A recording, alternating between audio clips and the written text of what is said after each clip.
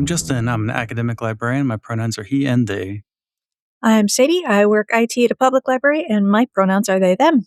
I'm Jay. I'm a cataloging librarian. My pronouns are he, him. And we have a guest. Would you like to introduce yourself? I'm Steph. I am the head librarian at a fashion library, and my pronouns are they, them. Welcome. I am so excited to queen out about this. You have no idea. I mean, part of my questions are going to be about fashion libraries, but I didn't know you had a whole fashion library there at your work. Yeah, so my library actually started as the Fashion Institute of Design and Merchandising library way back in the early 70s. So it is 50 plus years going strong. And was it like a corporate library that was on campus, or has it always been academic? It started as a private university library. So FIDM, as it's colloquially known, started out in the late 60s, and in the early 70s, they funded their library. And so for the first 50 years, it was a private college library that was mostly focused on fashion, but also just kind of art and design in general a little bit. And then it became a public fashion library just in the last 3 years. Nice. And so as a public fashion library, because it's part of a public university, right? Yes, it's part of Arizona State University now. Okay. And that's the one in Tucson, right? Tempe. Tempe. Okay. I always forget which one. I've been to Arizona a few times. It's always very pretty, but I always forget where I've been, like what university I was at, because I was at where Arizona University is, but I never went on campus, so I never properly made the connection in my head where I was, because I was actually attending something off campus. So we're unique in that we're part of Arizona State University. We're now the California Center Library because we are located in downtown Los Angeles. Okay. So very unique. Very unique library. Pulling it all together. So what is it that you do at your job? So I'm the head librarian, which makes it sound like we have a team of librarians, but not necessarily the case. I've been there. But yeah, so my job is largely working with researchers and doing outreach to our students so that they know that we're here for them and how to access the library's resources. ASU libraries in general, they subscribe to over 700 databases, so that's a lot for any student to sift through. And then within the majors that I work with, which would be fashion and film, they're even more specialized. So getting them to find the resources they're looking for among everything else that Arizona State University libraries have going on, it's quite the task. So I'm happy to help streamline that process for them. So that's a lot of my job. And then also just kind of building up the collection, filling gaps, and doing collection management.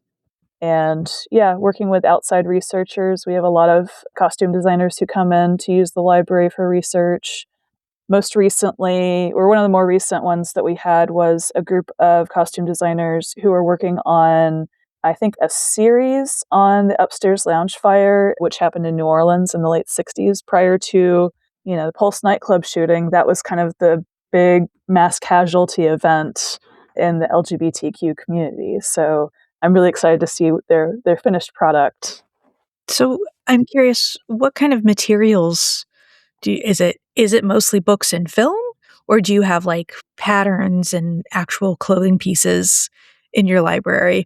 Yes, we have a little bit of everything. So when I do my tours, I try to highlight the fact that we're both constantly looking to the past and the future, and we're also constantly shifting depending on what class we're talking about. So for costume designers, they have to be class conscious of, how their characters are doing financially. And so their characters may not be able to wear all the stuff that's, showing up in Vogue and Harper's Bazaar, depending on what they do for a living. And so we have everything from, the more high-end haute couture stuff represented in our collections down to, kind of more middle class. We have a lot of department store catalogs from the 20th century, which is usually a big throwback for a lot of our tour folks because they may not be interested in high fashion, but they remember growing up with department store catalogs and coming out twice a year. And that's where all your birthday presents, your Christmas presents, your back to school clothes, all of that came out of there.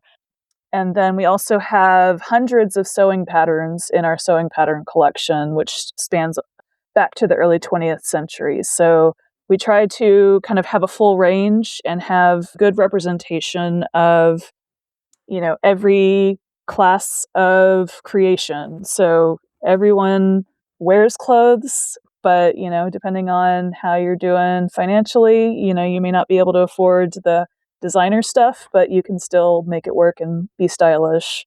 And then we also are constantly looking, between the future and the past. We have our Fashion Future collection, which is our actual collection of garments and accessories, where we are focusing in on innovative materials, techniques, innovative approaches to the actual system of creation, just from where you're sourcing things, or if it's, something like upcycling.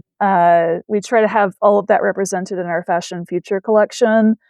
And then we also in the future realm, we're also collecting trend books, which are looking 18 months to 2 years in advance. So those trend predictive companies they have their own group of researchers who are looking at what are the trends that are emerging and what do we think are going to become kind of the big global trends that are going to take over in the next 18 months to 2 years. But then we have, things like our catalogs and our back issues of Vogue and Harper's Bazaar and things like that give our researchers kind of a nice breadth of options when it comes to what's going to inspire them, what's going to inform their designs, that sort of thing. Is the whole library a special collection, like everything has to go through a reading room, or is there like a browsable part and a special collection, or is there no special collection? No, we have both. We have a small special collections that it needs a lot of TLC, but we have primarily our circulating collection of, books that you can check out and, non-circulating periodicals, which, for creative majors, I highly recommend having physical periodicals available because they would much rather browse. They don't want you to direct them to another digital resource. They want to have the physical items to browse. So our students get a lot out of our library because there's so much analog material to go through. Did that answer your question? How long have you been in this role, and how long have you been doing fashion librarianship? So I've been at ASU California Center Library, formerly ASU FIDM Library, since August of 2024, so a year and a half now. And then prior to this, I had been a fashion librarian at the Savannah College of Art and Design for a couple of years as well. So 4 years, coming up on 4 years as a fashion librarian from across a couple of different institutions. What were you going to ask, Jay?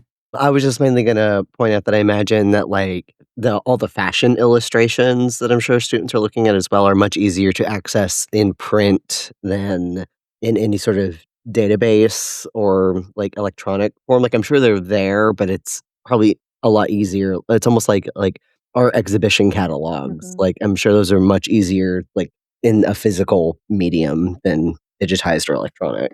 Yeah, and you get them in context because, Yeah. Things like, the Vogue archive or the Harper's Bazaar archive Yeah. databases, they're just doing it single page at a time or even down to articles at a time, which takes it out of context. You're not getting the full context of, the publication that it's appearing in. And then with our original illustrations, oh my God, I wouldn't want to try to digitize a lot of those, I have a small collection of Edith Head designs.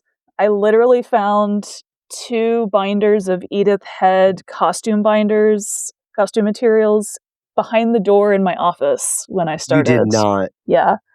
Oh my God. I told you I was going to queen out during this episode. Edith Head? What? So, and it has all the budgets for each costume, so you can see how much she was putting into her costumes and the finished looks. She would take Polaroids of the finished looks. So we have, and they were kind of different parts of her career, because one's late 40s and one's like 60s. Yeah. Because the newer binder that I have is from a Jerry Lewis production that she was Oh, she no worked way. on, and it had Peter Lorre in it. So we've got some What? Polaroids that Edith Head took of Peter Lorre. It's got John Carradine, the Carradine patriarch, in there as well. So yeah, just behind the door in my office. That's the kind of Just thing you can there. find in a fashion library. Oh my God. So That's cool as hell. since I started, I have worked with a student intern to have those processed as archival collections, because I'm like, Yeah. these need to be acid-free environments. They need, to be climate controlled. They don't need to be in a cardboard box in, acidic binders and sleeves behind the door of an office. So yeah, that's one of the fun things that I've gotten to do since I started here. Damn. Edith Head. So The was Polaroid there? still in contact? Sorry, never mind. No, go ahead. Go ahead. Like, were the Polaroids still like in good condition, or? Fairly good condition. She did Wow. enjoy using Scotch tape. Good for her. As you love to see in archives. You love to see Scotch tape and paper clips also. Yeah. Yeah. Well, the good thing about tape is it usually just falls off the page, so you don't have to pull it off yourself. But Yes, yeah, but still. they're all the discolored where the tape was. Yeah. At least you can't make it any worse. Is the part that I'm like, well, at least it's already ruined. I can't like try and take it off and make it. Whereas with paper clips, like you tend to rip stuff, and you're like, oh no. There's a lot of stuff I've processed more where it's like stressful. that corner is just gone. Yeah, That corner is just coming off. It's fine. Those staples were rusted. I'm just cutting it off with scissors. It's fine. No point. yeah. Bane of my existence: paper clips, tape, and rubber bands. Ugh. Yeah. I had a rubber band ball when I worked in special collections, and not all of them would still go into the rubber band ball, but I did start from nothing, and I had a rubber band ball like that big around of all this rubber bands I took out over the 2 years I worked there. Oh man, most of the rubber bands I've come across, because I used to work in special collections, were desiccated, so they were just stuck to whatever they were wrapped around. When I worked at SCAD, we had the Don Bluth archives, so millions of original animation cells from like Secret of Nim, All Dogs Go to Heaven, all those classic Bluth films, and oh my god, all the animation cells were wrapped, and they were sandwiched between cardboard and then wrapped in rubber bands. Oh no. Cardboard's not that terrible, is it? Does it discolor? It's acidic, so it does discolor. Thankfully, it hadn't been that long since the productions, so they weren't. The rubber bands, I think, were the worst offenders in that situation. Yeah, probably. So was there something that led you to go into fashion librarianship, or did you just fall into it like a lot of us do? I kind of fell into it. My supervisor at SCAD had gotten another job, and so she had been the fashion librarian. She had a design background. I have a theater background, so I guess that was the closest approximation. And I think that's kind of how a lot of people kind of fall into it, is they have a background in arts or design, and they are looking for libraries with strong emphasis on creative careers, creative industries, and fashion definitely checks those boxes for a lot of people. So yeah, that's how I started, was taking over after somebody else had left, and really dug in. I think my first year as a fashion librarian, I taught 99 classes. I didn't make it to 100, but I taught 99 classes. So I really got to dig into the industry and what the students were needing to really kind of prepare to go out into the real world. And yeah, so I got a good glimpse at the professional development that was needed for a lot of our students, as well as their, research needs. Wow.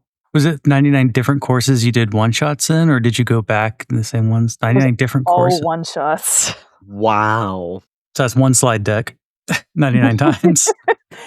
Yeah, but 99 different slide decks. Not necessarily, Oh. but still, like, pretty up there in terms of, having to, because I was not gifted the instruction materials of my predecessors, so I was really starting from scratch when I took over. Probably a blessing. Yeah. I never teach with someone else's stuff. It's like wearing someone else's underwear. It's not, you got to really like them.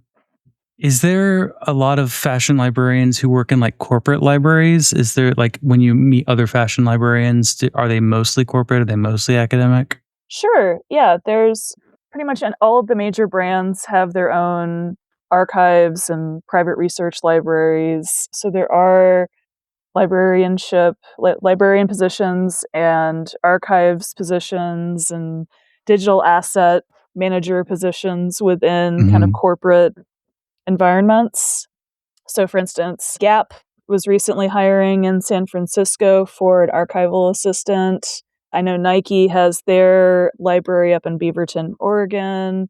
Carhartt has their archive in Michigan. So yeah, a lot of the big brands have their own archives and libraries that need librarians and archivists. So yeah, I think I saw some openings when I was on the job hunt, but they were so specific about like the background that I didn't even bother, because they really wanted people who had a pretty steep background in another field already. They didn't just want, and I think it was like reference kind of work. They really didn't want someone uninitiated to jump in and start doing reference work. They wanted someone who had a bachelor's at least in something related. Yeah, I think that's going to be more common in the corporate space. In higher education, they're a little bit more flexible on that. Yeah, I don't remember where this was at. Like, what do I got to do to be the like taxonomist for Mugler? Oh my god! Like, what do I got to do? You and me both. Oh my god! We have a few Mugler pieces in our museum because we also have a museum in our building. And oh my god, I just drool over them every time that I see them. And there's even some original Mugler illustrations in there. Yes. Yes. So good. Are we going to have to go to take a field trip, Jay? Yeah. Please come visit. Show me the Mugler. It'd be easier for Sadie. We'll do a live show, and that way we'll all be in the same. Next time ALA is in like California or something. Yeah. Yeah, SAA was just in Anaheim, which is how I found out about the Carhartt archives, because Carhartt archives was there. Oh. Okay. Are you involved with like the professional organizations? Like I wrote down that there's the Art Libraries Society of North America. Is like that the big one? Yeah, ARLIS has, colloquially known as ARLIS NA. ARLIS has the Fashion, Textile, and Costume, or FTC, Special Interest Group, or SIG. So yeah, that's kind of the primary group for folks who are interested in this area of librarianship. And I've also worked with the Costume Society of America, or CSA, our local chapter. Great researchers, great group to get involved with. And if nothing else, to make connections with. You never know how helpful that can be. But also CSA does a lot of really great like lecture series, and that's where I've mainly gotten involved with them is through, we're all going to the same lectures. Makes sense. Those are the two main ones that I can think of. So you mentioned that you are a solo librarian basically, but is there other non-library people that you're working with, like at the museum, or like any kind of like restorationists or preservationists, anything like that? So my library, we currently have 4 staff members. I'm the only official librarian, but they still call me the head librarian. And because you know how it is outside of libraries, everyone just thinks everyone who works in a library is a librarian. So that's just kind of how it goes. But I have my public services coordinator, who does have a background in fashion. Specifically, she's super into like millinery. So she need a hat made. Jennifer's your gal. But also we have my cataloger who does have an MLIS, but we don't have a position for a cataloging librarian. So he has more of a paraprofessional role here. And then we also have a facilities manager. So that's who I work with on the day-to-day basis. And then outside of the library staff, yes, we have the museum, which we actually share space with them. Some of their collection storage is housed in the library. In fact, the museum started as part of the library and then just got to be too big to coexist in the same space. So now they're their own thing. And, they have, one of the most a world-class fashion collection on the West Coast. So yes, I work with the 3 curators of the museum quite a bit, and then also our faculty members as well, both in the ASU FIDM program, as well as our film program through the Sidney Poitier School. So primarily, yeah. I'm just writing a note for Sadie. Oh, okay. Is this, you said it's like one of the largest collection. Is that like is this like a very big museum on the West Coast? It's like one of the larger ones for fashion? In terms of, fashion specialized collections, yes. Yeah. I'm trying to think of their holdings numbers.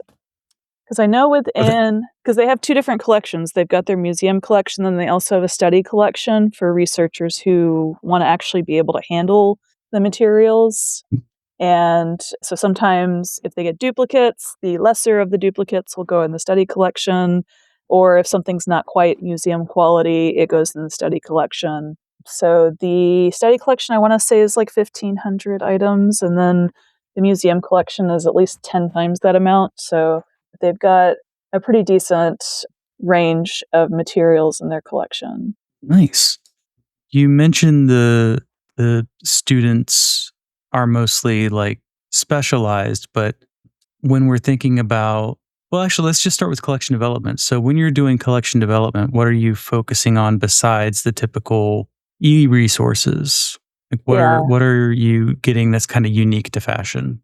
I try to stay away from the e-resources unless it's, I have to pick a database to subscribe to. So, one of the things that I've added since I've been here was the video fashion database, which is good because we also have a lot of video fashion DVDs and VHS tapes.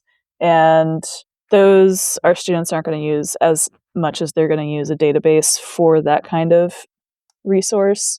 But for collection development, I'm constantly, part of it is keeping up with what the new stuff that's coming out, which there's always new things. So we try to kind of focus on publishers who release a lot of fashion titles.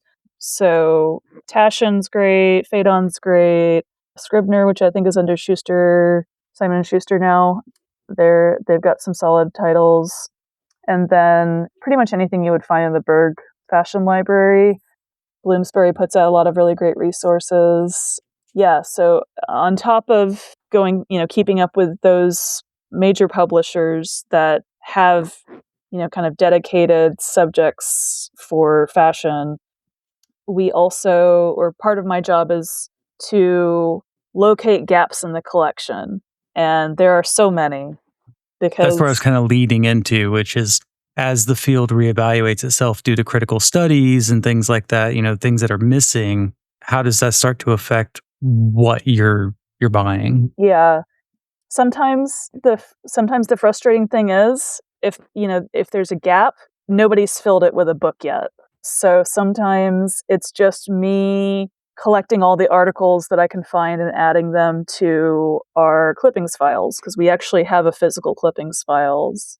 So that's the other thing that's one of the things that I love in our library, and it's one of the kind of unsung heroes of our library are our clippings files, because not everything is online and not everything becomes, not every person gets a book.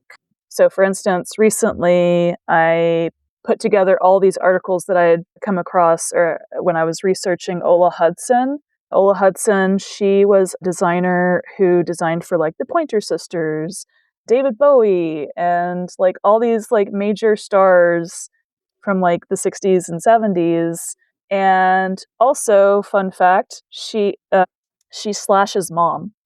Oh. Ah, Yes, so his mom was a fashion designer and also dancer, and his dad was a British photographer. So she doesn't have a book, but I know that there are going to be researchers who are going to want to research her, and her clippings file had like one or two things in it. So I took everything that I had found in my research and added that to her clippings file so that some future researcher will have an easier job. So and how do people use the clippings files? Like, do you have like an EAD of every file of every folder in there, or do people just have to kind of just browse? they are individually cataloged in Alma. So in Primo, if you're searching for that person's name, their clippings file will come up. And I mean, it's not going to be the most descriptive catalog record, Sure. but if you are searching for a specific person's name or a specific brand name, their clippings file will come up. And we have thousands of clippings files. So there's a lot of clippings files that come up in searches where, there are no books written about this person. So it's a vital resource. It's something that I wish wasn't as necessary as it is, but is really, really helpful for researchers. And also there's so many things in there that are outside of, your standard magazine articles and things like that.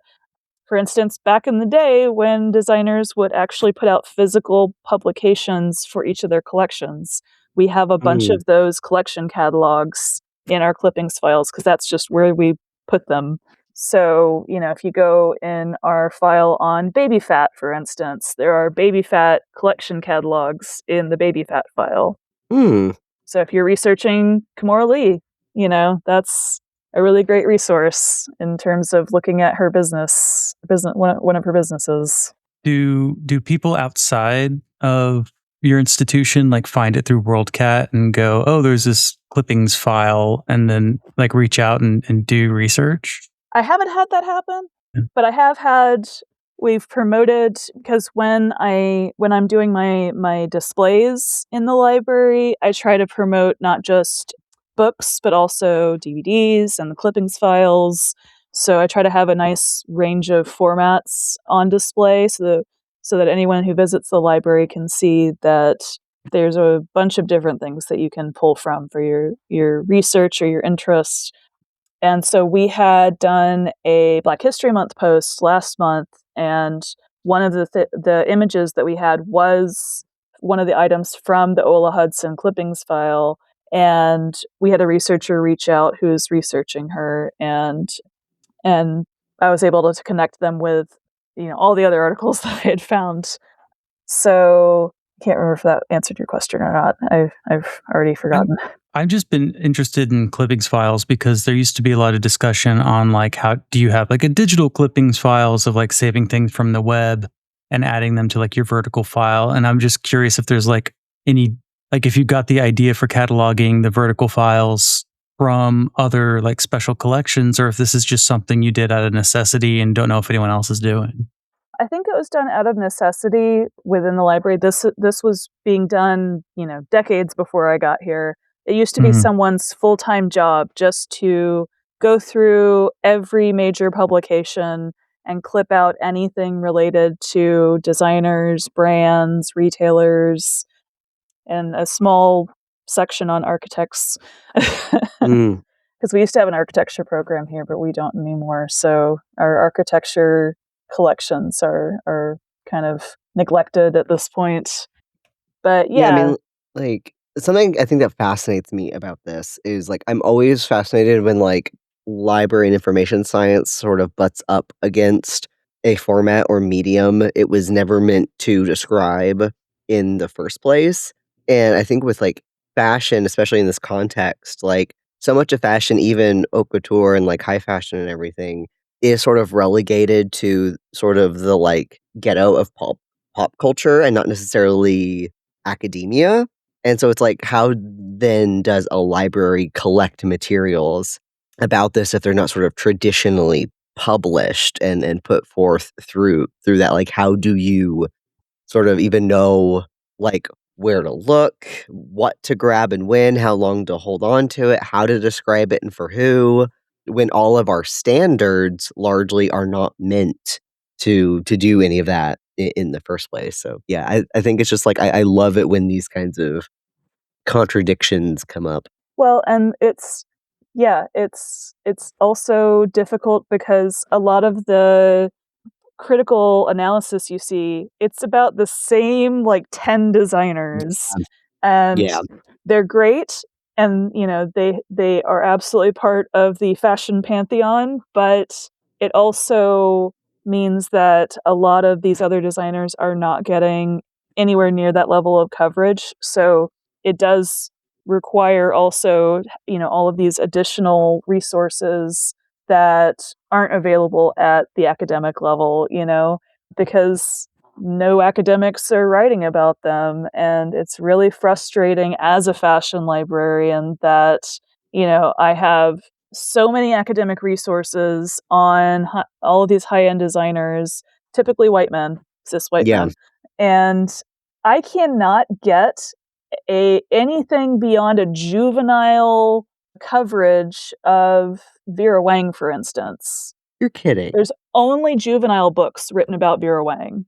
And And that's like a big name. right? I'm Yeah, like, that even I know that name, and I'm like, right? Yeah. excuse me?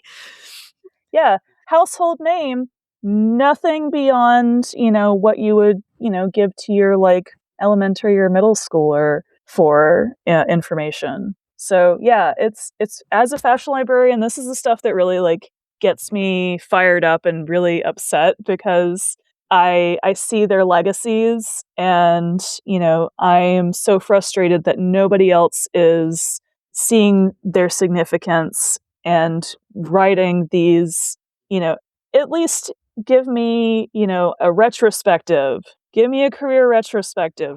I'll be happy with that. I don't even need anything like, you know, super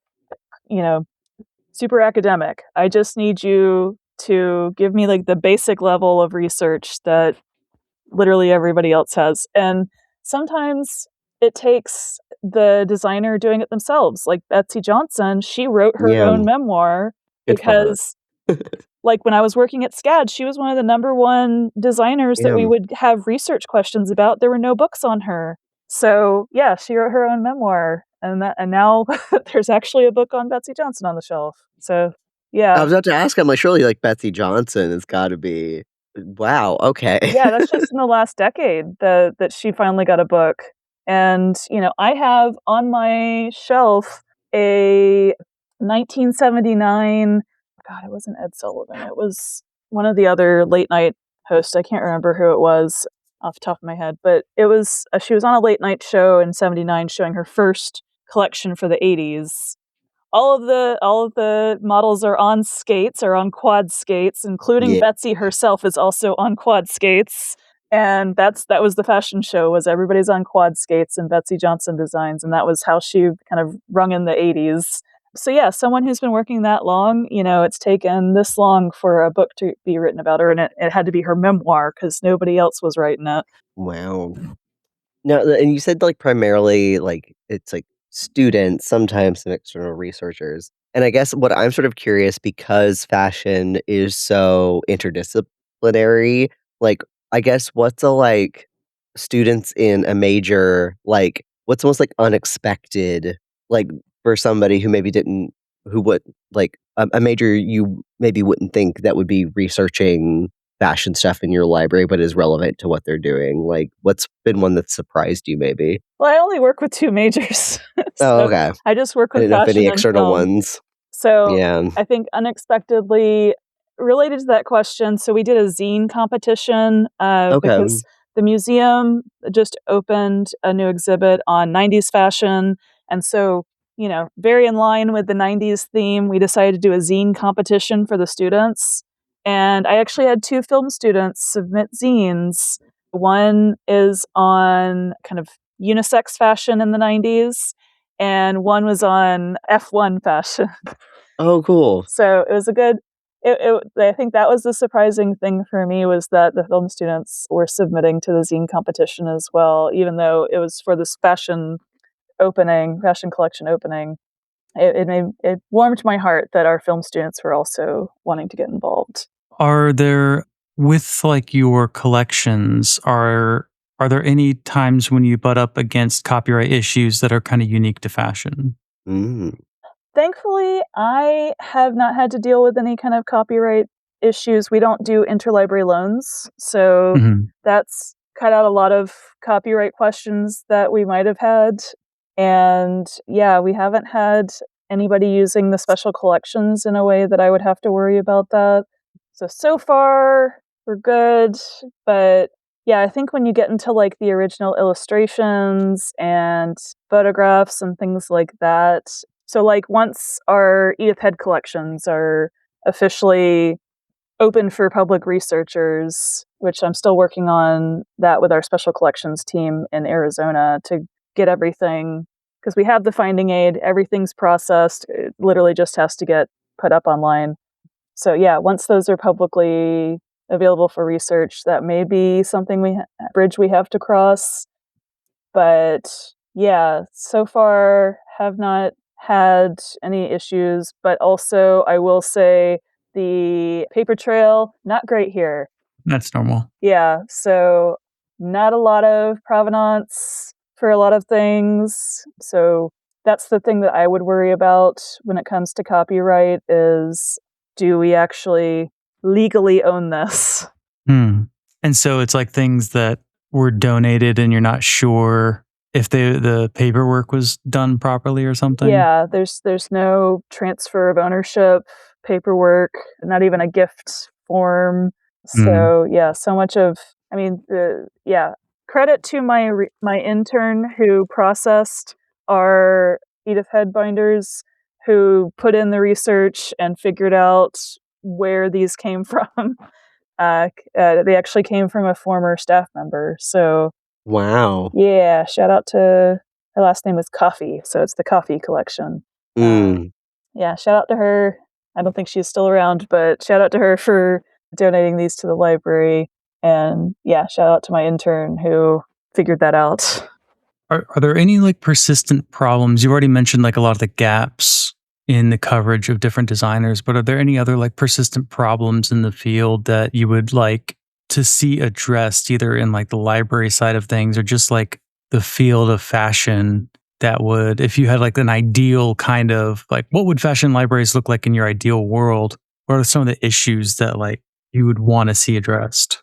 I think for fashion research, it has to be a pretty wide, range of subjects, designers, geographic areas. Like one of the things that is a struggle is global fashion for us, Yeah. especially right now with all the tariffs.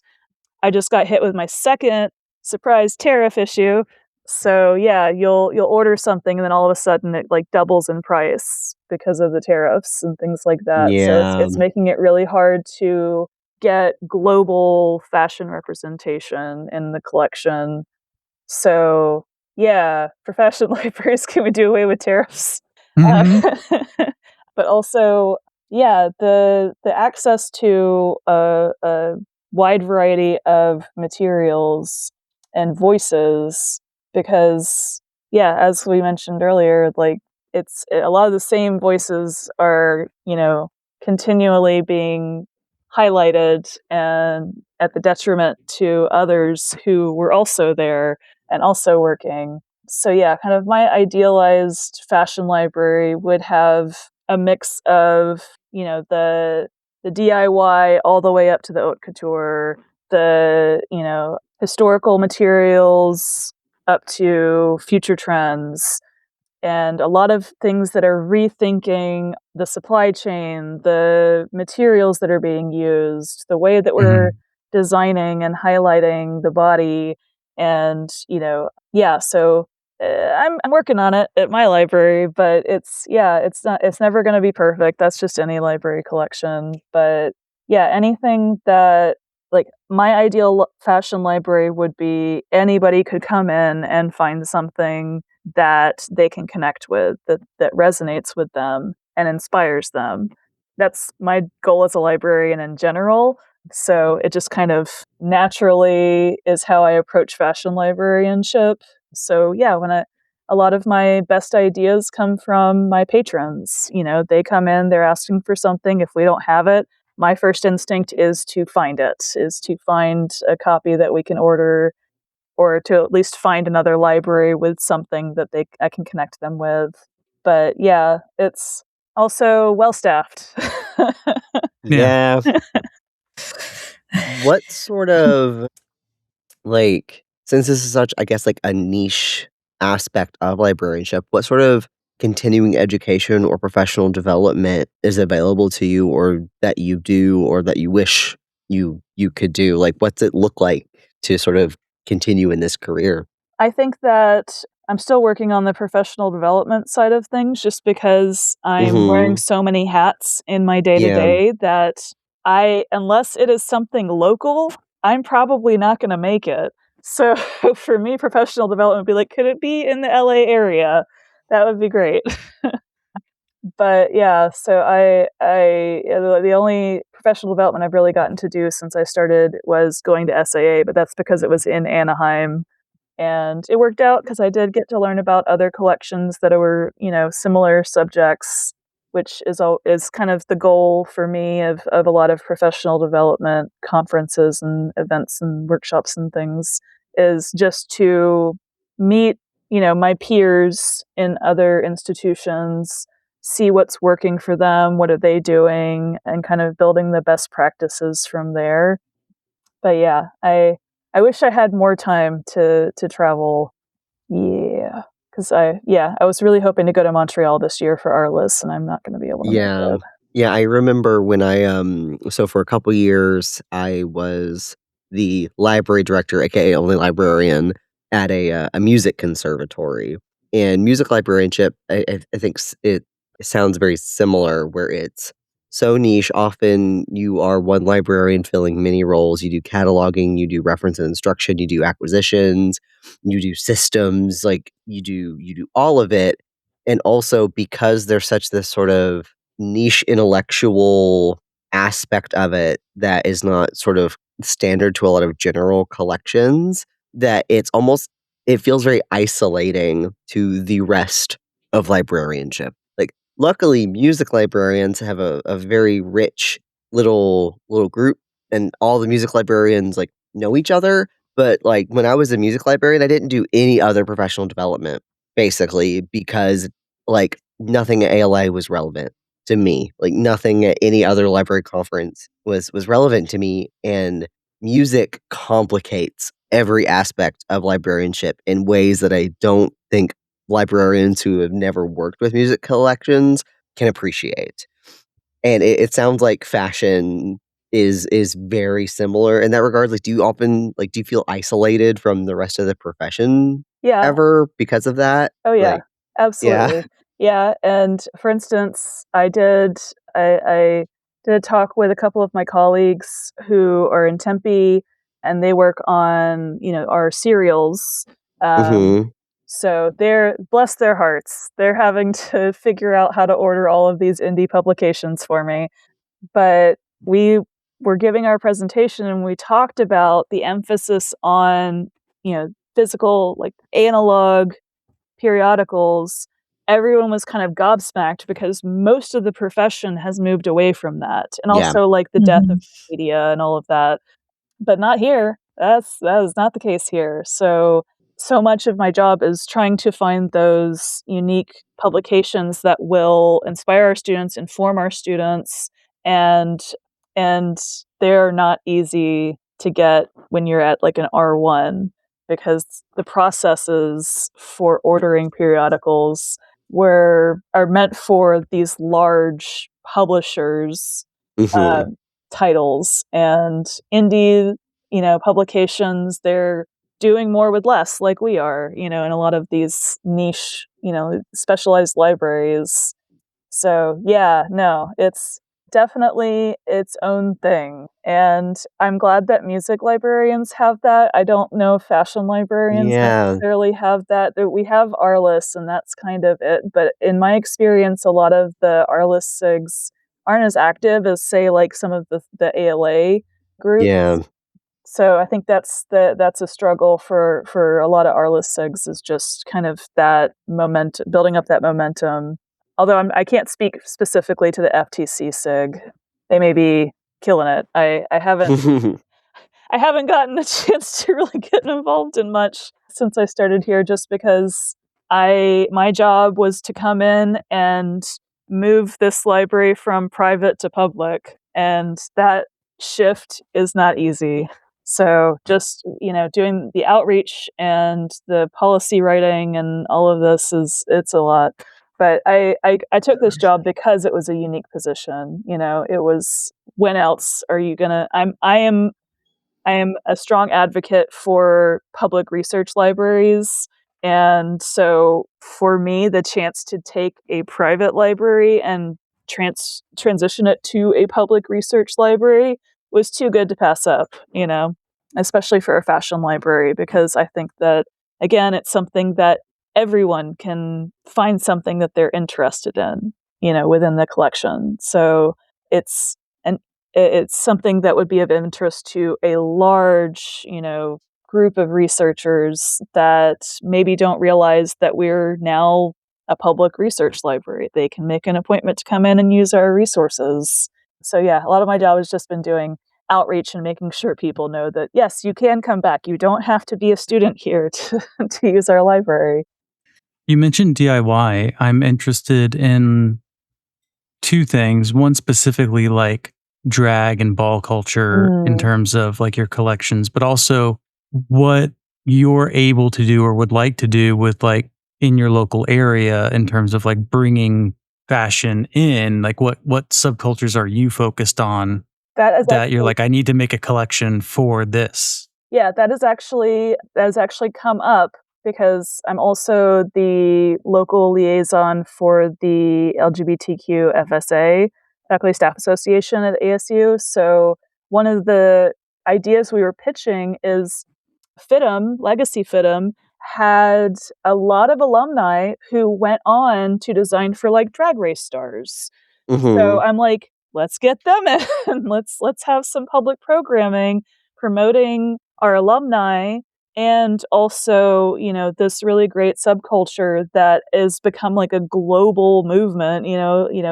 Everyone knows about Drag Race now, so it'd be great to highlight our alumni and, show off, because they're behind the scenes. They're not necessarily getting, all the accolades, but their designs on the show are. So Yeah, because none of them design their own shit anymore. They all, like, take out oh loans my God, beforehand and get things designed. people are walking in Now with 5 figures of debt just for their designs.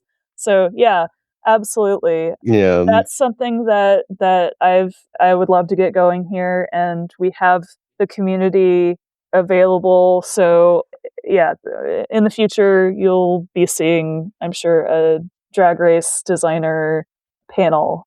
But also for me personally, I grew up in, going to like punk clubs. So I'm also going to be drawn to like a lot of the DIY aesthetics, and a lot of our students who are doing a lot of upcycling. They're the ones who I've definitely connected with, because I get their kind of process. I get, their points of influence and, kind of where they're coming from as designers. So I'm always kind of trying to keep an eye out for the things that they're looking for, because they're not necessarily going to be what, the people who are wanting to work at like the high-end brands are looking for. Maybe they're, a couple of my students, their projects, their capstone projects, they're working on, things that are inspired by like military, because like when you're, growing up in the punk scene, you're wearing a lot of like military surplus. And one of my students is doing a punk take on Roman costumes, like Roman military costumes. So I'm like, I'm really intrigued to see what they come up with. So yeah, the military is definitely a big part of that, but also, kind of what's in the secondhand stores. So for me, when I was their age, I was wearing a lot of 70s stuff because that's what was in the secondhand stores.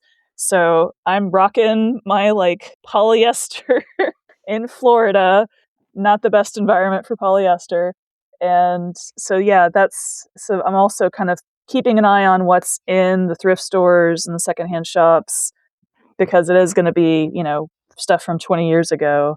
So yeah, and also the sewing patterns are a big hit with my DIY students as well. So I'm making sure that they know about them and that they have access to them and helping them figure out how to make their own patterns out of the patterns because they can't just, take the patterns home with them. They have to use either tracing paper to make their own patterns or they make photocopies, which is fun for sewing patterns because they're so large.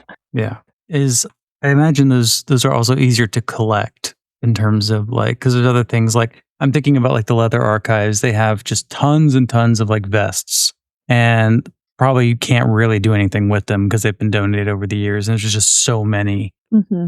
And so are you having limitations with DIY in terms of are people approaching you with donations or are you looking to solicit donations? And then what's the issues around that kind of any ethical concerns, stuff like that?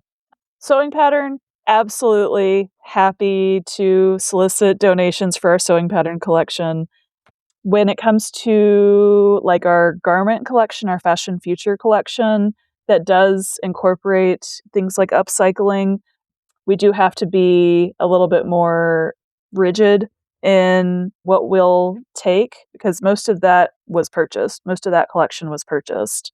Mm-hmm. So not necessarily something we're actively seeking donations for, but I'm not opposed to it either. It just kind of we have to be a little bit more, trying to think of the word, exacting in what we choose for that collection because it is so specific. Yeah, a thing I've been sort of percolating and how this might relate to the work that you do is obviously the sort of environmental crisis that is the sustainability of fast fashion and stuff like that. How has that intersected with your work, in policies or collection development or anything at all like that? I think it's one of the themes of a lot of our collection development is, how are we going to deal with this? But also we are accepting donations, for instance, for what we call our swatch room, because our students have to make a lot of mood boards. And so we try to make sure that they have resources available for free in our swatch room. And so they have, fabric samples that were donated from Fox Fabrics. We have tons of magazines and trims and notions and buttons and all kinds of things in there. And anything that they would need to create their mood board, we try to have in there. And it's all free for them to use and cut up however they see fit. So that is one of the areas where we actively solicit donations because this is something that we provide for free for the students. It's not something that we're necessarily going to be maintaining, if a book gets donated and the spine breaks, we have to rebind it. But if it's in the swatch room, it's meant to be destroyed. So I think a lot of the things that would have otherwise gotten thrown away wind up in our swatch room for reuse. So that is one way that kind of we try to close some of that loop, at least so that it has a new life in another way. And actually, our campus is doing a student closet. So right now we're soliciting donations of clothing for a student closet that will be opened up for Earth Day. And so everyone is able to kind of offload some of their, wardrobe that isn't serving them anymore. And then the students can shop for free on Earth Day and just load up on everything that they need for their own projects or, their own wardrobe, whichever they're shopping for. And we have so many students who are upcyclers. I know they're going to just absolutely riot in a good way for that. I'm very excited for that for that next month. Is there to like round out? Are there any? Well, just tell us about your favorite collections and items so that Jay can get all his queening out done before we wrap. So some of my favorite collections. Oh my gosh. So I've mentioned the clippings files. Literally every time I go into them, I find something that makes my jaw drop. So there's so many unique items in there. In our special collections, and actually you can see kind of behind me, what's on this desk behind me is Visionaire, which is, speaking of periodicals, so this was a periodical that was put out by Condé Nast. Okay. And I think they only got 69 issues, I want to say. It stopped in, I think, 2020 was their last issue. But it started in the early 90s.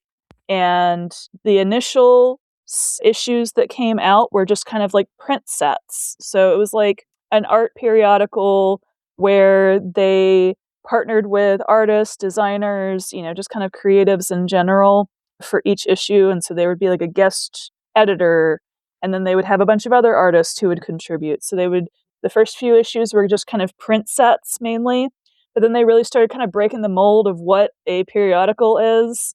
So it became toy sets. So each set had like toys designed by different artists or different designers. Sets of posters. So like the prints got real big, and now you have like a roll of posters. They did one that was all protest posters in 2016. So you had your artist designed protest posters to take to the protests. And one of the more recent ones that they did was a set of 3 candles. And those are the bane of my existence because they smell so bad. Oh my God. No. They smell so bad. And if you are in a room with them, they will give you a headache. They smell so bad. It's not necessarily that they're bad, but they're just so strong. It's a very strong smell. So let me see what's behind me. Oh, let me grab these real quick. So this is the set of artist toys that Visionaire put out. So you've got, I think that's Vivienne Westwood in the bottom. Yeah. You've got R. Crumb, which, man. But yeah, so each one is done by different artists. They're very cute. Oh no, this is not Vivienne Westwood. The other toy set was Vivienne Westwood. This one, read that signature. But yeah, so, and they're all like Matryoshkas. Nesting dolls. Yeah.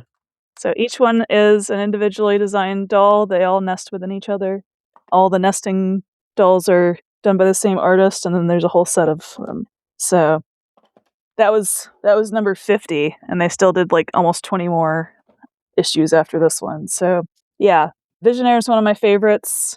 It is the most challenging because there's like a 3-foot tall poster book with Lady Gaga on the cover.